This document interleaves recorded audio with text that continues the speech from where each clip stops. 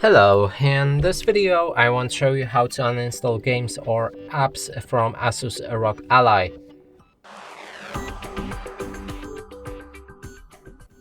And to do this, first we'll need to open our Start, then go for the settings.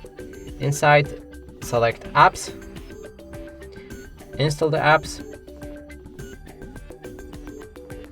Here you will see all of the games and apps that are installed on your ASUS ROG Ally. You can find ones that you want to remove. And to do that, simply let's find the thing that we want to remove first.